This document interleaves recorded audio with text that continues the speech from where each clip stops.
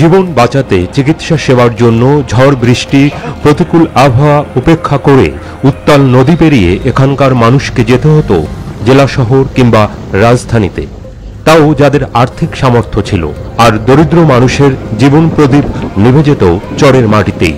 চাঁদপুরের মূল জনপদ থেকে বিচ্ছিন্ন নদীবেষ্টিত বেশ কয়েকটি দুর্গম চর, যেখানে স্বাস্থ্যসেবা ছিল সোনার হরিণ।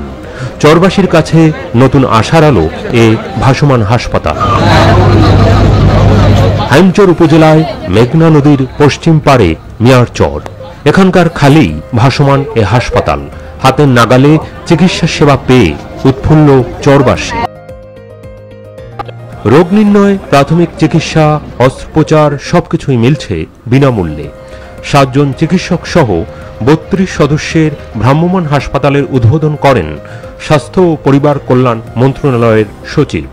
এ সময় ফ্রেন্ডশিপের প্রতিষ্ঠাতা রুনা খান, স্বাস্থ্য অধিদপ্তরের মহাপরিচালক অধ্যাপক ডক্টর মোহাম্মদ আবু জাফর, সৌদি সরকারের প্রতিনিধি সহ স্থানীয় প্রশাসনের ঊর্ধ্বতন কর্মকর্তারা উপস্থিত ছিলেন।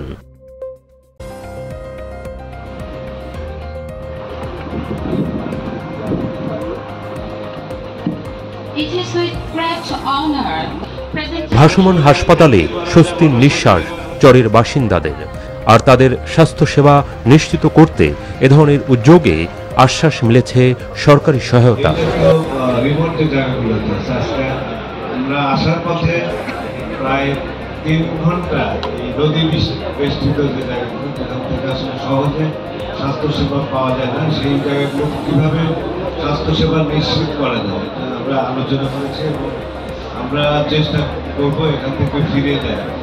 এইখানে ধরেন একটা জাহাজ যোগ করি, জাহাজ দিয়ে তো সব এলাকার চরের মানুষকে অ্যাড্রেস করা সম্ভব নয়।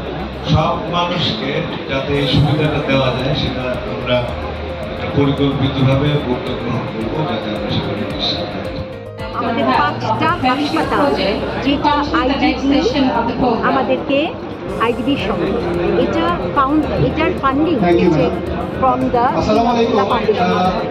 আমি সকলের অবগতির জন্য 23 বছর থেকে বাংলাদেশে ভাসমান হাসপাতাল নিয়ে আমরা ইনোভেশন হাসপাতাল না, কারণ একটা হাসপাতাল এক জায়গা থেকে আরেকটা জায়গায় গেলে যাদেরকে আমরা চিকিৎসা করি তাদেরকে তো আমরা চিনে যাচ্ছি, যার জন্য আমাদের স্যাটেলাইট ক্লিনিক আছে, আমাদের কমিউনিটি মেডিক্স আছে, একটা এম হেলথ আছে, যেটা দিয়ে কানেকশনটা হয়।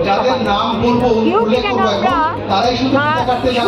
আমরা যেন ওদেরকে কষ্ট দিয়ে না, এটা কিন্তু একটা খুব স্বপ্ন। মনে করছি যে স্বাস্থ্যসেবা প্রাপ্তিতে যারা পিছিয়ে পড়া মানুষ আছে আর কি, যারা নানা কারণে আমাদের প্রপার স্বাস্থ্যসেবাটা পায় না, তাদের জন্য একটা বিশাল সুযোগ। তারা এখানে যে কোনো সময় তারা আসতে পারবে। এটা যদি আমাদের সারা বছরের জন্য এই শিফটটা এখানে থাকবে, সুতরাং তারা যে কোনো ধরনের চিকিৎসা সেবা বা প্রাইমারি যদি স্বাস্থ্য সংক্রান্ত কোনো জটিলতা করে তারা এখানে সেবা নিতে পারবে। ইভেন এইটাই বলি আপনারা, এখানে কিন্তু বিনা পয়সা ঔষধও দেওয়া হয়, এটা কিন্তু বলা হয় নাই। এখানকে যারা সেবা প্রার্থী রুগী আসবে তাদেরকে ট্রিটমেন্টের পাশাপাশি তাদেরকে বিনামূল্যে ঔষধও প্রদান করবে। সুতরাং এই অপরচুনিটিটা নিশ্চয়ই এই গরিব অঞ্চলের মানুষের জন্য একটা ব্যাপক। এই আমার পিছনে দেখতে পাচ্ছেন আপনারা কিং আবদুল্লাহ ভ্রাম্যমাণ হসপিটাল থেকে অবস্থান করতেছি। এটা বিগত 3 মাস যাবৎ এই নীলকমল ইউনিয়নের মধ্যচরে 5 নং ওয়ার্ডে অবস্থিত।